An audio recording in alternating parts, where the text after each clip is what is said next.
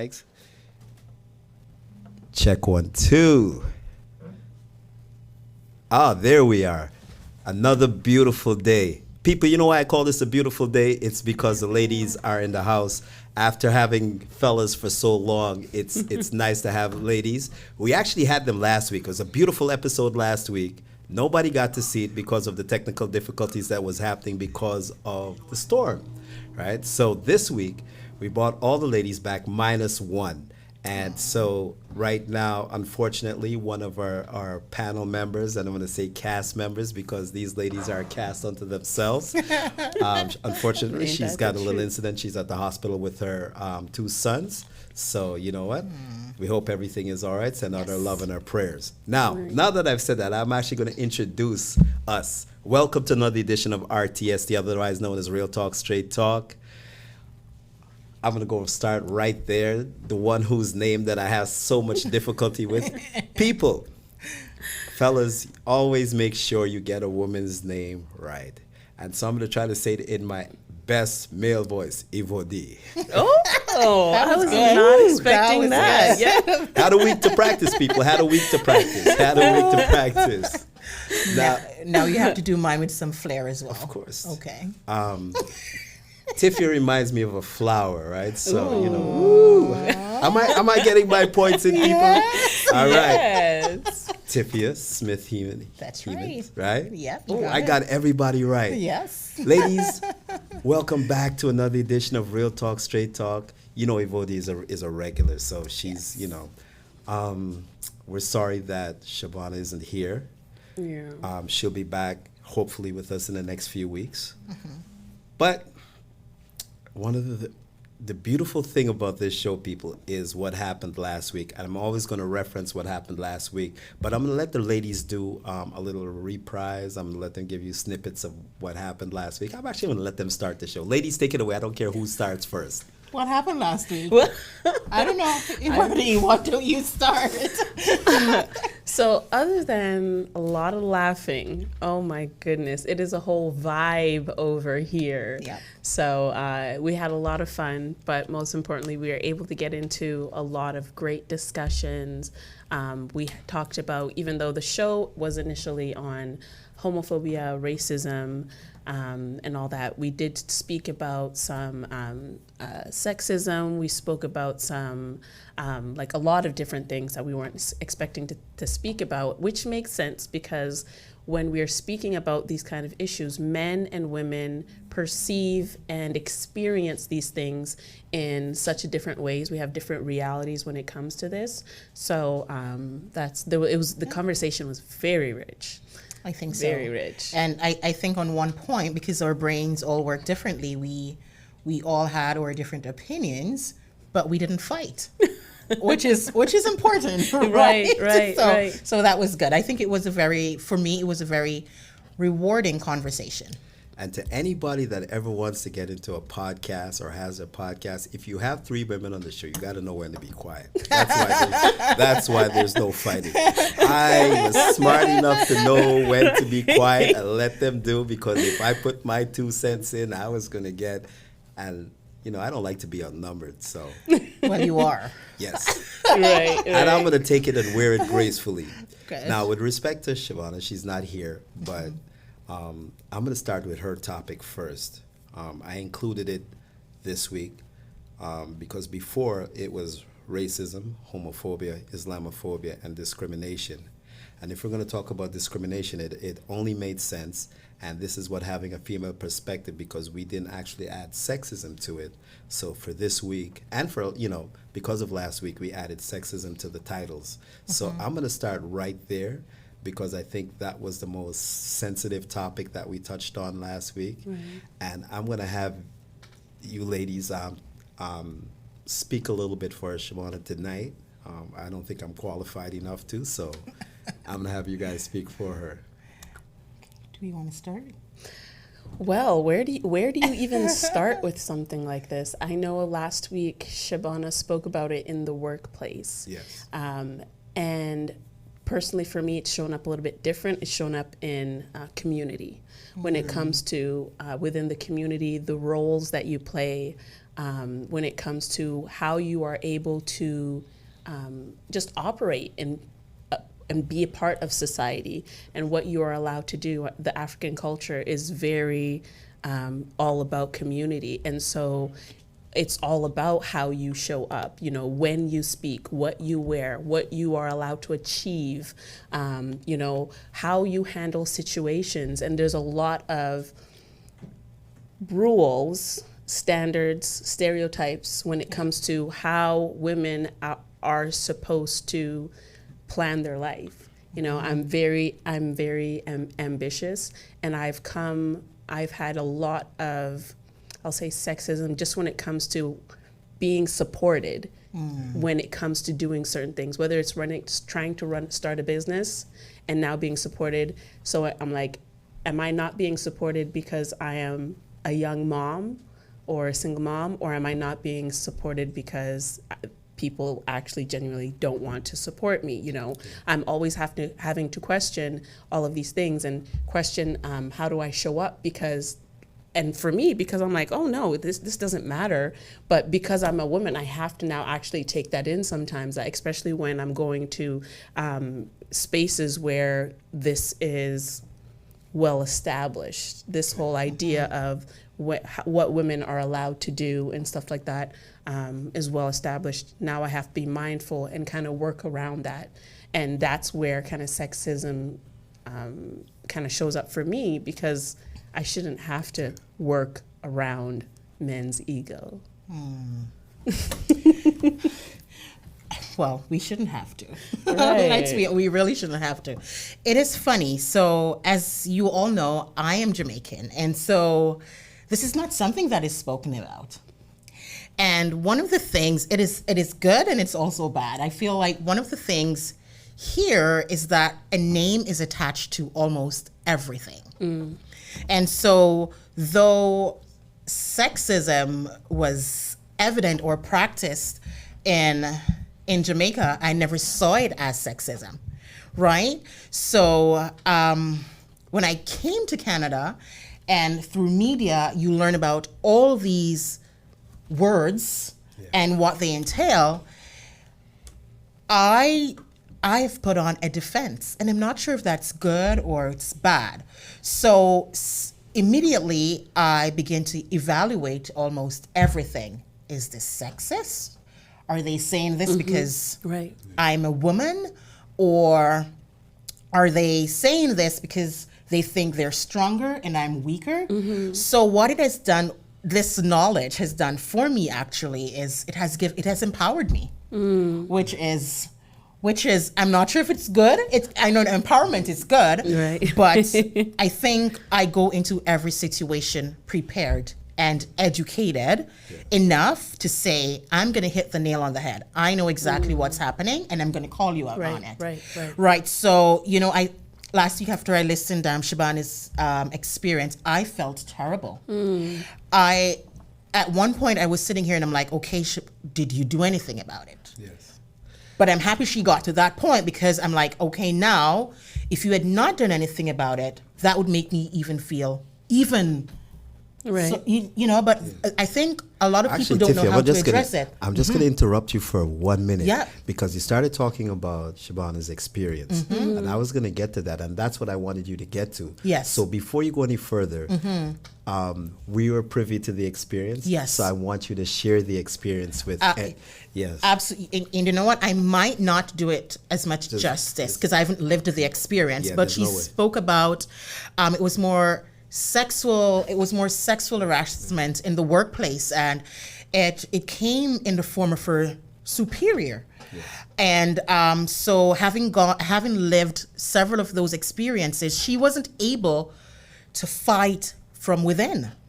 She wasn't able to address the situation from within. And it is so true, because some battles are easier fought from the outside. And so she waited until she was out of that company, and she sent a letter in to say, this is what happened. And that's when they started putting one and one together to say, that person actually reported this. years ago, but I'm not sure because I didn't want to question her too much because it's such a sensitive topic. So I'm not sure if anything was actually done to rectify that situation. But it is just a terrible situation to be in, and no one has the right to treat you to violate because of how you were dressed or your culture, or because they think you're a weaker vessel. In fact, I think we're actually stronger than men. Come on now. Might I end on that note? Right? We're strong. Right? You know, there's no way to dispute a woman's strength, right? I think it's a case where women are stronger in certain aspects. Yeah. And because of that, and some of those aspects traditionally were never truly addressed. So men never looked at that as being real strength, right? But, you know, if you want to know real strength, I always talk about labor. You know, how many of us males could actually handle, you know, labor, right? With an epidural, you could. Right. Because you don't feel anything, but I'm joking. But the process. But traditionally, that's never been looked at as a woman being strong, right? Right. But yet still, that's what, you know, to bring life and to go through that 9 months, right? The other aspect is a woman's physical not ailments, but physical disposition at certain time at least once a month, right? Right. We as men, we don't have that. We don't have to go through that. Right. You know, I have daughters. I have, you know, and at times they've gone through some serious, right? But yet still, it never sits in a man's perspective or a man's point of view that hey, this woman, whether it's your sister, mom, girlfriend, or whatever, is strong because of that, right? Hopefully now, as things continue to change, people realize, right? But can I interject? Is it okay? Of course. And what you have just said is very important to the topics that we're discussing today, because you cannot truly speak to these topics unless you have lived and experienced them. So in the same way a man cannot speak to a woman's strength it's because you haven't really lived those experiences. The same for sexism, racism. Like I cannot really speak to Shabana's experience because it might not it does not have the same effect on me because I haven't been through it. The same as racism. Someone might say, oh, it does not exist or whatever, but it's because you don't have the lived experience. I get it, but to a certain point, I'm going to dispute that because, and to a certain point, that's true. But if you live with somebody, right? Well, like I said, whether it's your mom and you know certain things and you see them go through certain things, yes, you can't physically relate to that, but you should have a certain amount of empathy, right? And a certain amount of understanding that, hey, maybe this really is, right? But because in the broader sense, in the broader general public, the general thing is nobody really recognizes it and wants to put it in the forefront as being a woman's strength. Women will address it, but men will not address it as being, oh, this is what you have to be strong for. I think this brings, and like you said, it touches on a lot of different topics that we're talking on, because it also speaks to the issue of what society wants to label things as when it comes to what is good, what is bad, what is right, what is wrong, how you're supposed to behave when you're black, when you're white, when you're rich, when you're poor, when you know, different things like that. And so when it comes to women, the strength, you don't see it unless you look at the role of a woman. And that's a whole nother conversation in itself, because of the anger and the bitterness that people are having towards trying to defend something that's already theirs. Now we're getting away from this strength is because nurturing takes strength. Have you ever been in a room with someone that you really don't like and you're trying to be the bigger person? And like, you know that you're doing this for them. And like, and I don't know if this makes sense, but like, when it's a nurturing thing. Like when you're with someone and you don't get along, but you understand that they're having a hard time, you are nurturing them by not going down to their level. And that takes strength. True. And being able to have children and raise children and, go through these, monthly menstruals, go through labor, the amount of mental resistance Yes. and resiliency that builds is for a purpose. And it's the same thing when it comes to us being Black people, us being, whatever it is that we choose to be. You have your own experience, you have your own reality.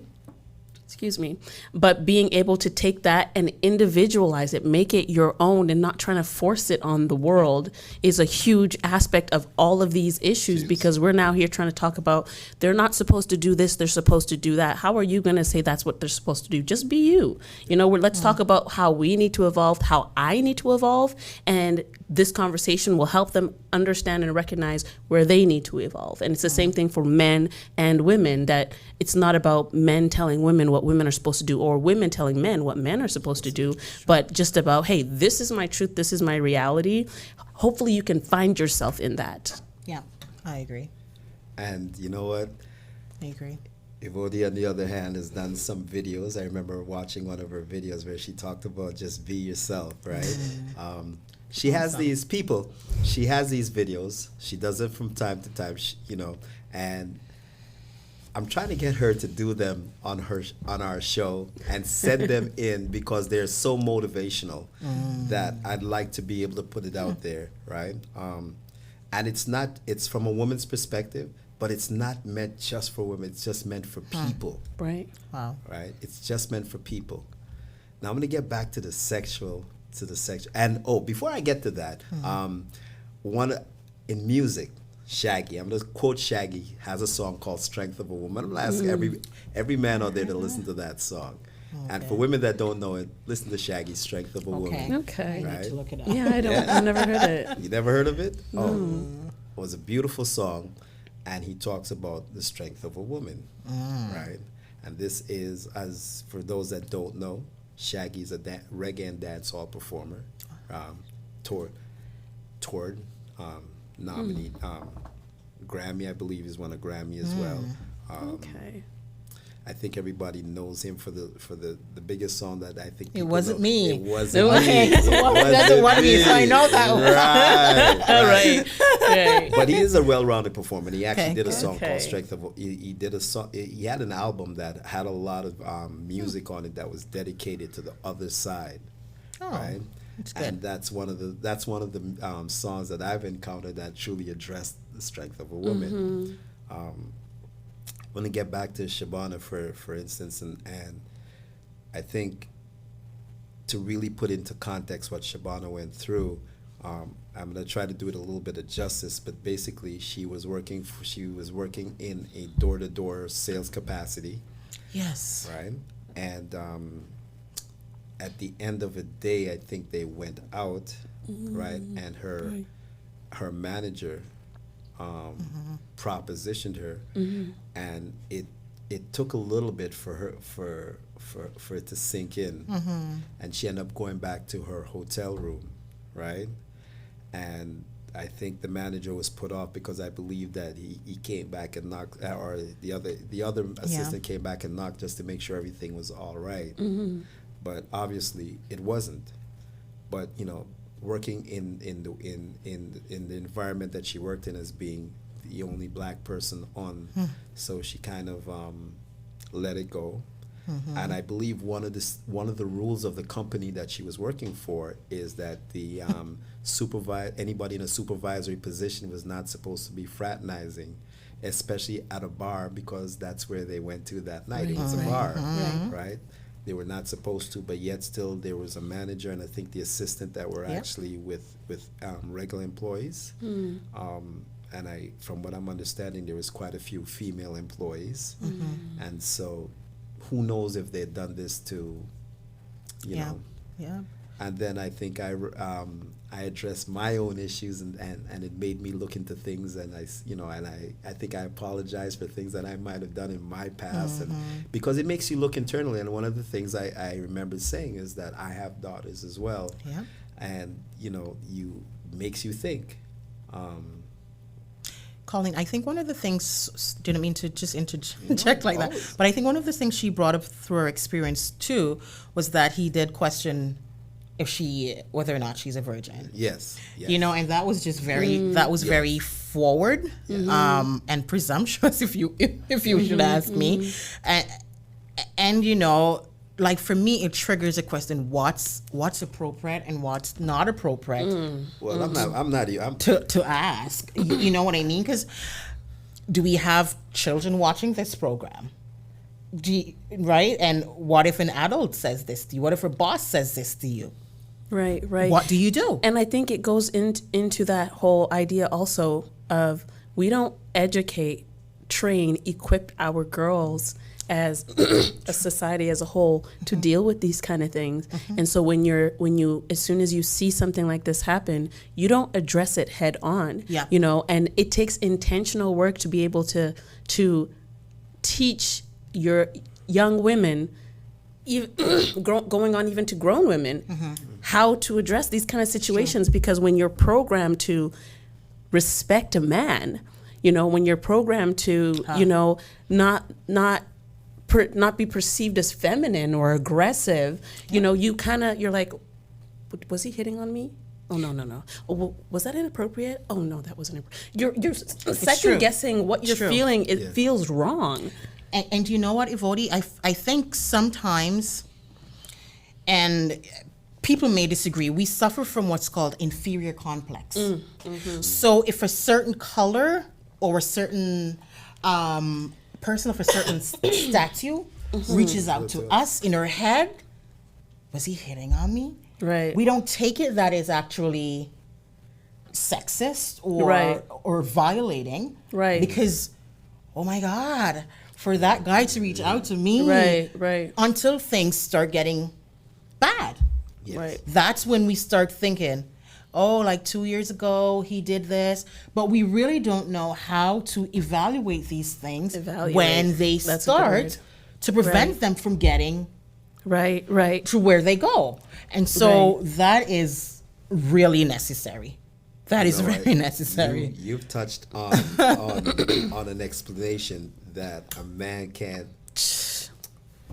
And then when it's men that are dealing with these situations, we can't expect to have to be seen as our concerns as seen as valid, because there's this argument of, well, why did you taunt him? Why did you tempt him? Why did you stay? Why? Because for a man, it seems logical that obviously he was hitting on you. Why did you stay? Type thing. When there's so much that goes into being a female and who we are and how we operate, that not, especially, I feel like this could just personally be me, but women are friendly, and so a man speaking to them, it's almost like you have to have your heart broken a bit to then become hard and learn that, no, you can't just be friendly with men, because then they take it as access to come and, little by little, see how much they can get from you. And that's sad, because now as a woman, I can't be myself, because if I'm myself, I don't know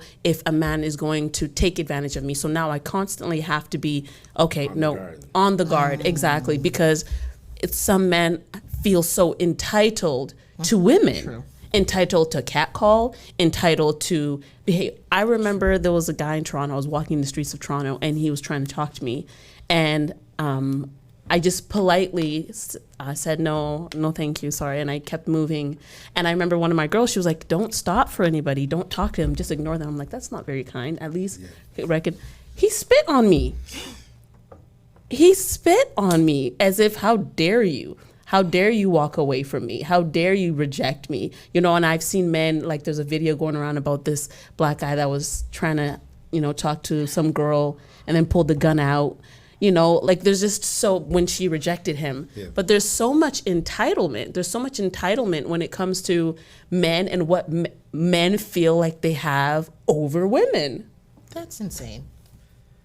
You know what? For once, I'm a little lost for words. That's crazy. Yeah. It is crazy.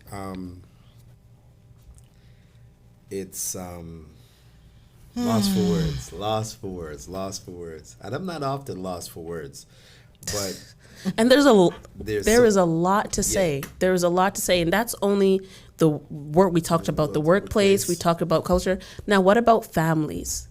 What about family and family dynamics and family friends? There are so many. To the point where I'm like, I think one in whatever, I don't know the numbers, I didn't do the research, has been violated, but not able to say because we don't know what being violated actually mean when it comes to being a woman. That is so true. And I think one of the things is because of the things that we don't talk about in the family, right? One of the sad results is that it doesn't allow there to be anything to address and to actually take action over. Exactly. So many things we've found out, in society that goes on, the family abuse on all levels. Yeah. Right. It's kind of like the case with Shavana. She didn't know how to address it until she Right. actually left the situation. Yeah. Right. Exactly. Exactly. That's what happens a lot in domestic-ish situations, right? People always wonder, especially when it's on a woman's side, why did the woman stay? And all that stuff.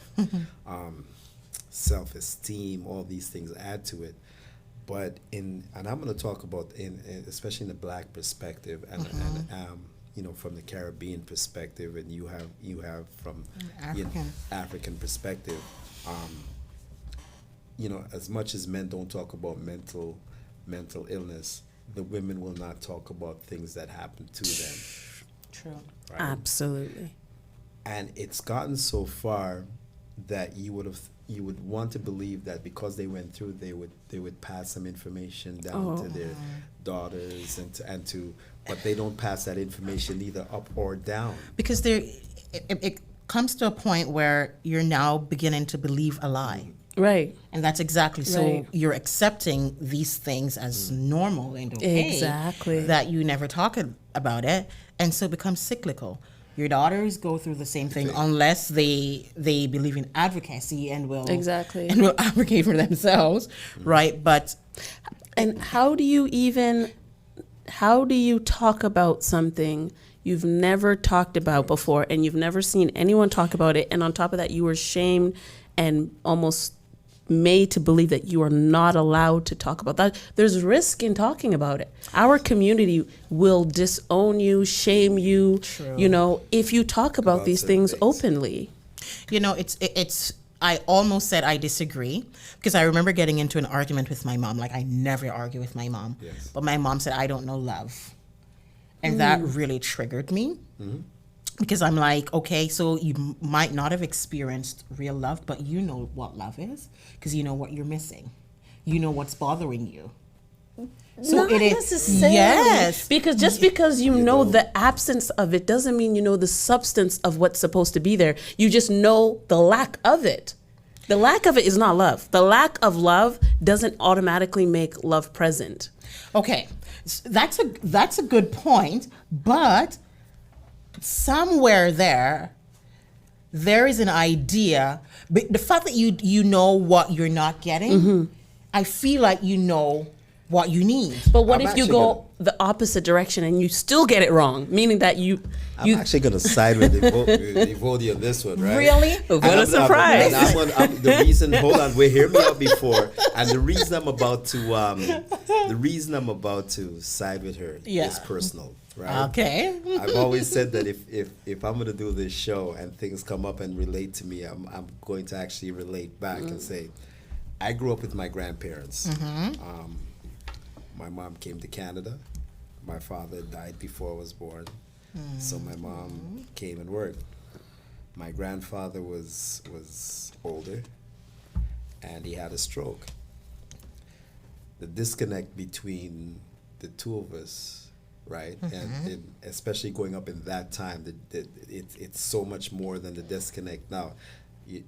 Like I said, it is right now. So I didn't understand love in that aspect, right? And so the absence of it, I can relate to what Evody said. It was not only was it absent, I didn't know.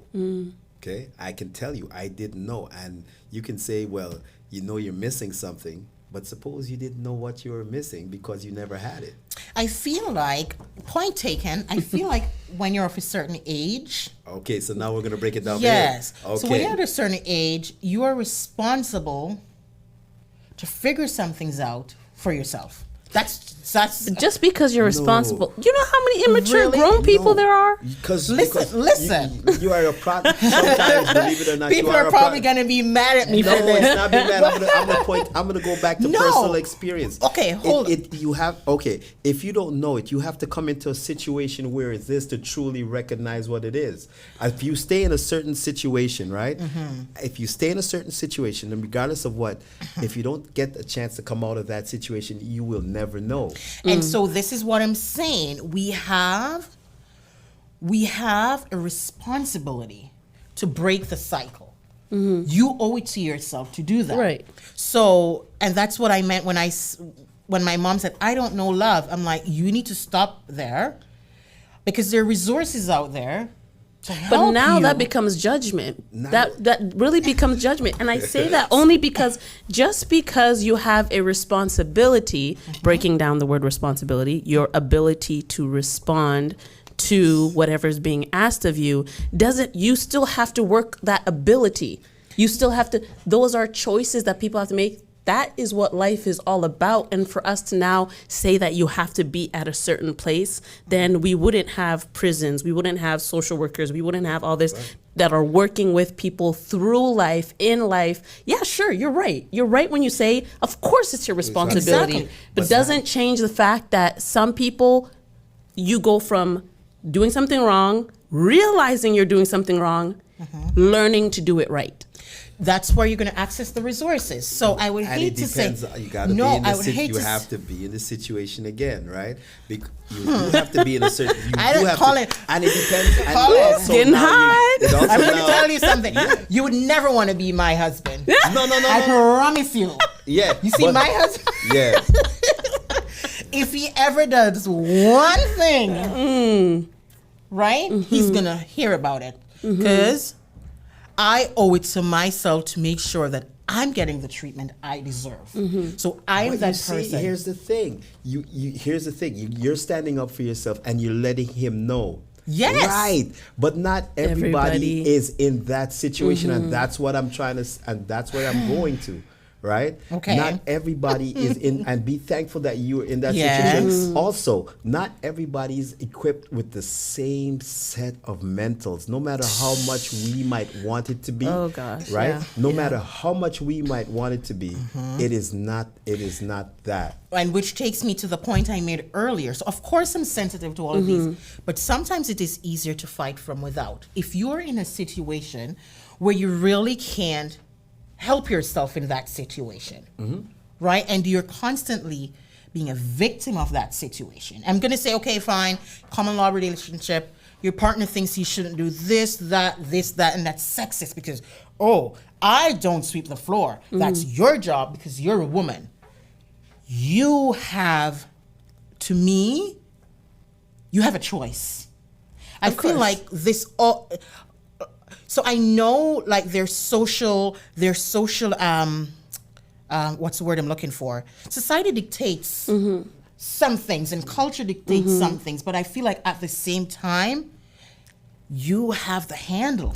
Yes, Again, that's true. I think that something that you have to take into consideration, I want to make sure that you understand that I 100% agree with you because I'm at that place now. Okay. However, if you are raised in a dysfunctional family, no one teaches you anything about how to take care of yourself, how to handle situation, conflict resolution. On top of that, you're being abused and raped and all this kind of stuff. You get out, you don't know what you don't know. You've been programmed.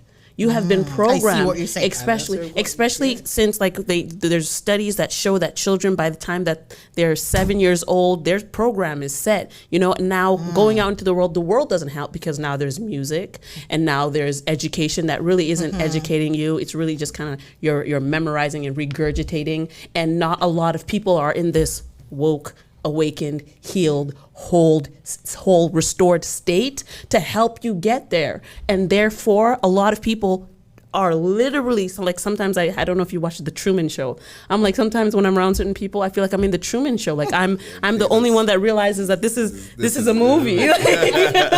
You know, and that's how we have to kind of see things sometimes, because sometimes people don't actually have those tools within them. That's why they need people like you and me to, you know, empower, share our stories. There's a pair of words, intestinal fortitude, right? And that's where I'm going. It's a good point. I say, I stand corrected, everybody. No, listen.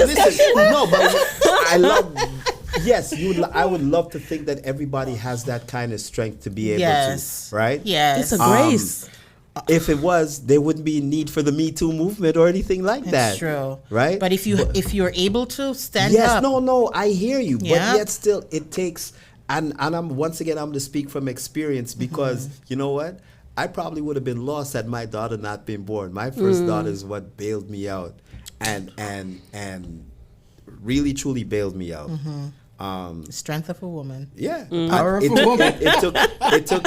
Yeah, she was my first, right? But she, you know what? Because up until that time, I never truly understood relationships in any way, form, or mean. Remember, like I said, I grew up with my grandparents.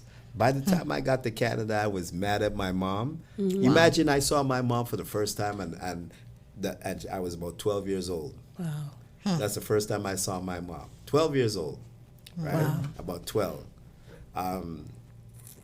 You know, what I can say, yes, I got cards. I remember 1 or 2 Christmas cards, right?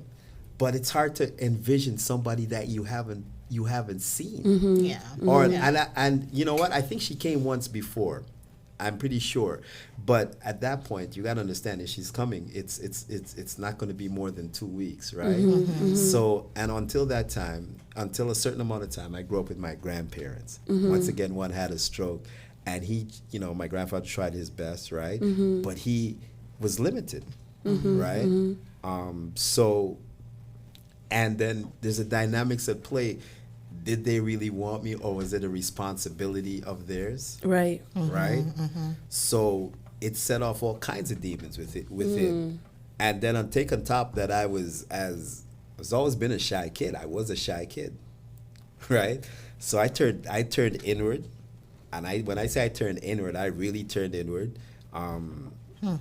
And so it took my daughter to really start to get me out. And when I say out, I was already a DJ by the time, but that was a false sense of out. That wasn't the real out. That out came about as me.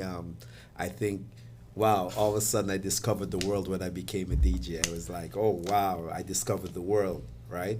But it I don't know how to say it. It's a warped sense of view, right? It wasn't the actual, right? Because once again, I was a shy kid. Yeah, I started off in sound and lighting before I started to DJ, and then I DJ'd, and I was actually accepted, right? I remember coming to Canada, and when I came to Canada, I couldn't speak English well, so I remember being laughed at and all that kind of stuff. And once again, the school I went to, I think I remember there was 3 black kids in the school, me and 2 others, right? The girl that was there, she was Canadianized, so she didn't want to have anything to do with the 2 Jamaicans that were off the boat. So, right? So that was what, right? So once again, no friends. I remember somebody talking to me about my father. So you know what? I made a joke about my father. I think at the time, one of the movie Planet of the Apes was running, and I said, yeah, my father acted in that movie. I swear to God I said that. I remember saying that. I said, yeah, I said that. I made stuff up. Wow. Because I wanted to fit in, but I still didn't fit in. I think I fit in more when I started. I was always an athlete, so I started running, and it made me friends, right? But it never got inward. It was all on a surface level, right? Surface level. So it took a lot. I didn't go to see any. I didn't understand you know what? If I understood psychiatrists and all that stuff and mental issues, I probably would have gone for help. Right. Right. Right. But I'm fortunate enough in that when I, with my daughter again, it was a process and a journey, and to try to learn and to learn and to learn, and the learning still continues, right? Because at the end of the day, as much as I do all this, I'm still kind of like that shy kid from back then. Right. Because if anybody knows me, whenever I do go out and go places, I always hang by myself. You don't see me walk with a lot of people, right?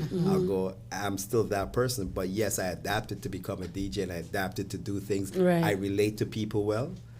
But in my actual nature is that of a shy kid. Now circumstances, thank Father for the circumstances that allowed me to get stronger.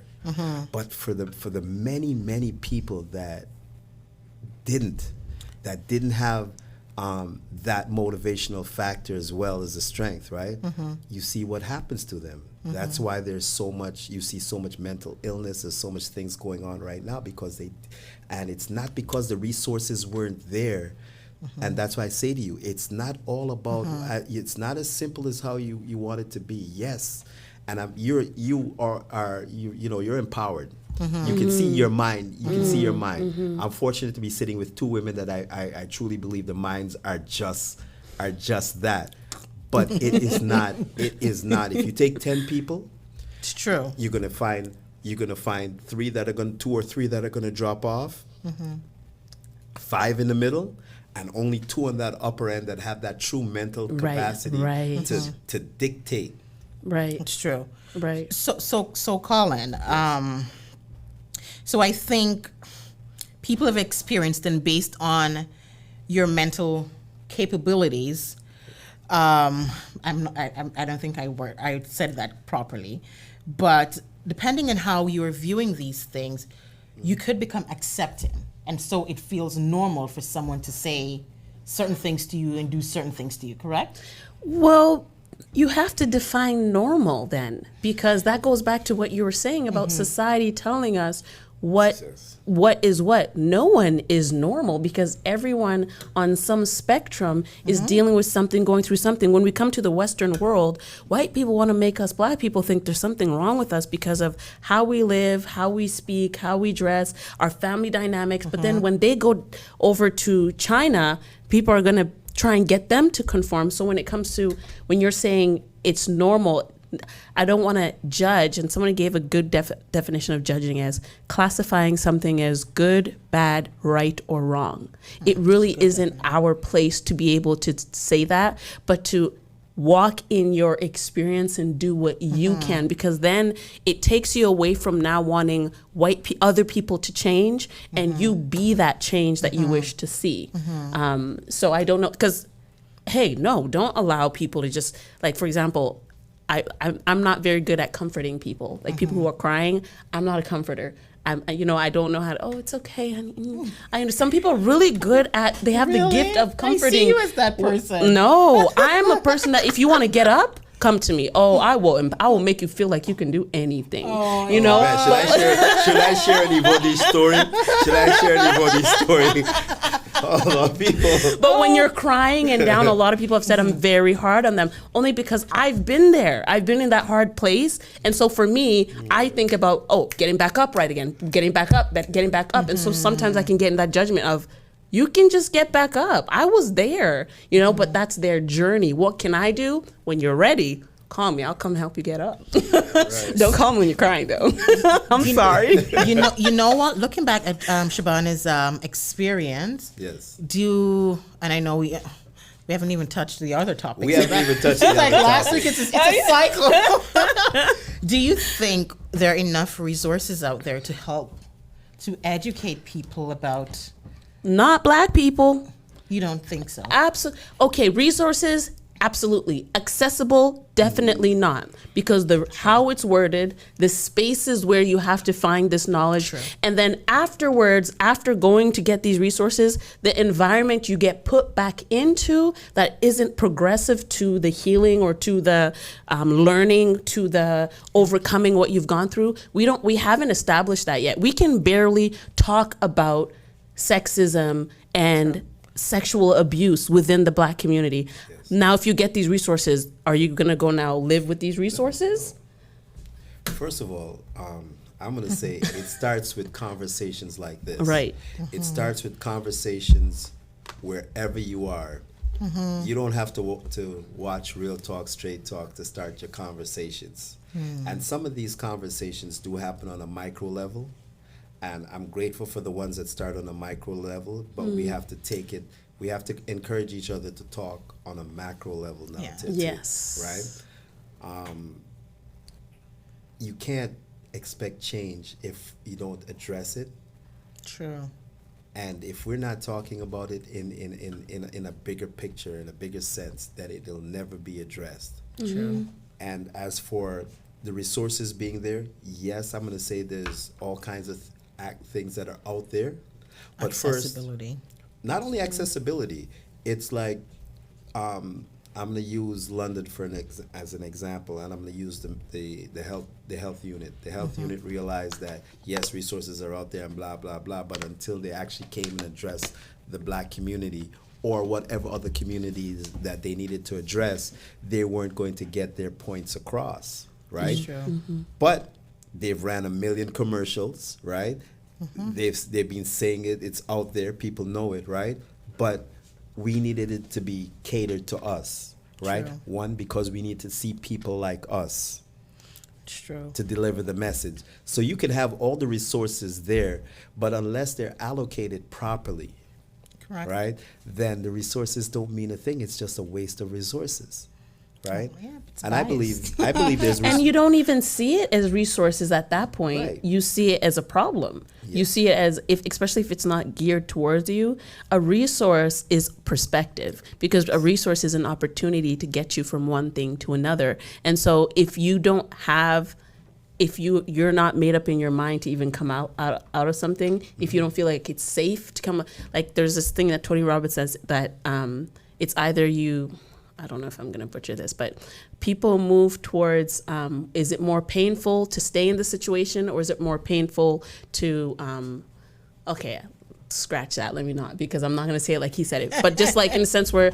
I'm risking more going out and getting this resources, and maybe, for example, for the health unit, I don't want to feel judged, I don't want to feel this and that, and therefore, even though the resource is what I need, I don't perceive it as a resource.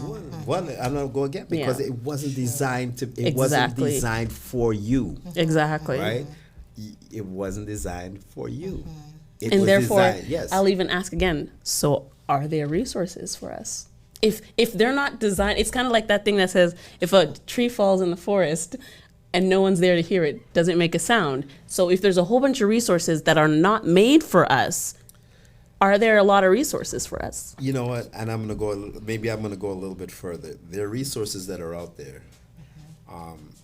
They're just not they're not delivered. They're not for us. So that's what I'm saying. So that's So the are there point. resources? They're not Okay. for us. Go back to that question. Are there resources? If they're not made for us, if they're not really accessible to us because we don't recognize them as a resource for that, are there as many resources as we think? It's true, because you know what? I'm just thinking about black communities. Yes. A lot of these things are not really addressed in our own countries.